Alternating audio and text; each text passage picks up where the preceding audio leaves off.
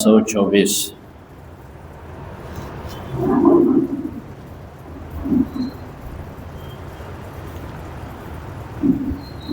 سورہ قاف آیت نمبر 16 سبحانك لا علم لنا إلا ما علمتنا إنك أنت العليم الحكيم أعوذ بالله من الشيطان الرجيم بسم الله الرحمن الرحيم ولقد خلقنا الإنسان ونعلم ما توسوس به نفسه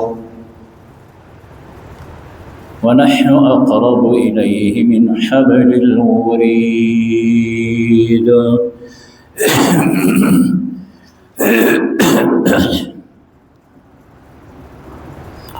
صدق الله وصدق رسوله النبي الكريم ونحن على ذلك لمن الشاهدين والشاكرين والحمد لله رب العالمين.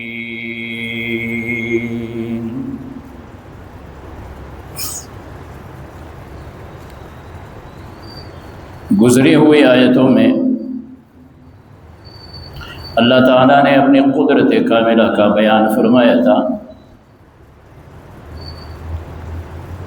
اور تلاوت شدہ آیت کریمہ میں اللہ تعالیٰ اپنی قدرت اور اپنے علم کا بیان فرماتے ہیں. بات تو ہو رہی تھی قیامت کے متعلق گزری ہوئی آیتوں. اللہ تعالیٰ نے قرآن کریم کے حوالے سے اپنے بندوں کو سمجھایا کہ تم نے اللہ کو کیا سمجھا ہے، اپنے علم کو اللہ کے علم پہ قیاس کرتے ہو. اللہ تو بڑے علم والے ہیں، بڑی قدرت والے. اب آیت کریمہ میں اللہ تعالیٰ یوں ارشاد فرما رہے ہیں کہ ہم نے انسان کو بنایا، پیدا کیا. انسان کو پیدا کرنے والا اللہ. یہ اللہ تعالیٰ کی بہت بڑی قدرت.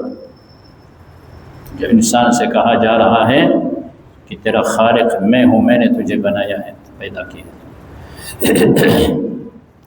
اور پھر دوسری بات اللہ تعالیٰ اپنے علم کے متعلق ارشاد فرماتے ہیں کہ اس کے جی میں جو خیالات آتے ہیں ہم اس کو جانتے ہیں. انسان کو ہم نے پیدا کیا، یہ ہماری قدرت ہے. پھر اس کے جی میں جو خیالات آتے ہیں ہم اس کو جانتے ہیں.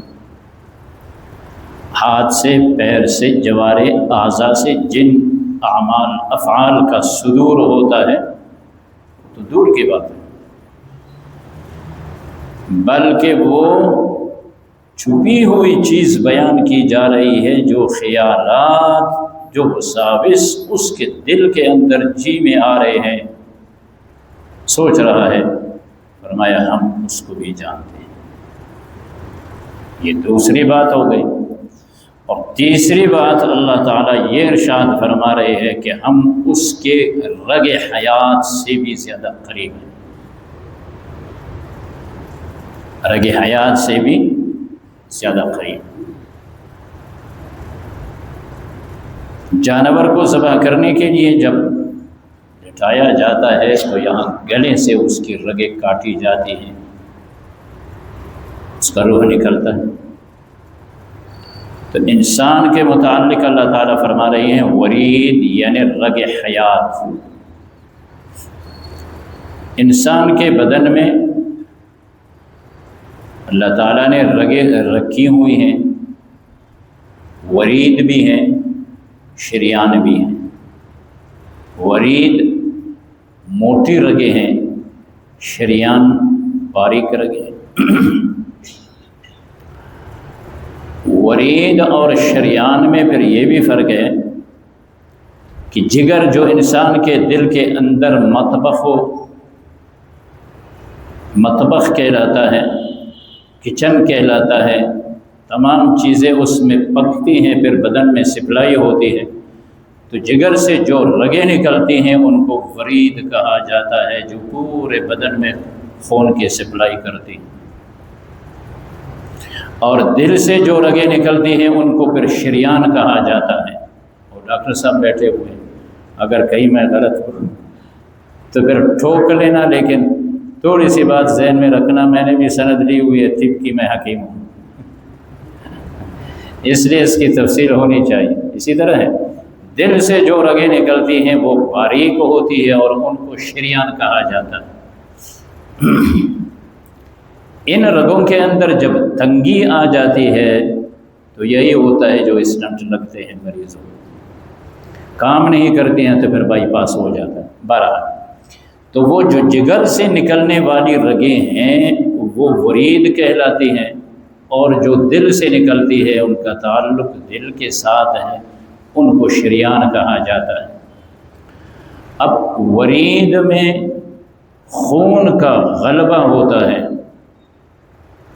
روح مغلوب رہتی ہے، شریان میں روح غالب رہتا ہے، خون مغلوب رہتا ہے۔ اب دونوں کا تعلق پھر انسان کے ساتھ ہے اور انسان کی زندگی کے ساتھ ہے۔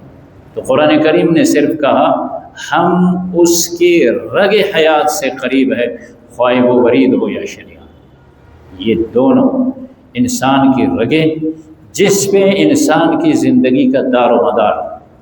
تو کہا میں تیرا پیدا کرنے والا، تیرے جی میں آنے والے وساوس کو جاننے والا، اور تیری رگ حیات سے میں تیرے زیادہ قریب، تو اپنے احوال کو نہیں جانتا، تجھ سے زیادہ تیرے احوال کو تو میں جانتا ہوں، یہ میرا علم ہے، یہ میری قدرت ہے۔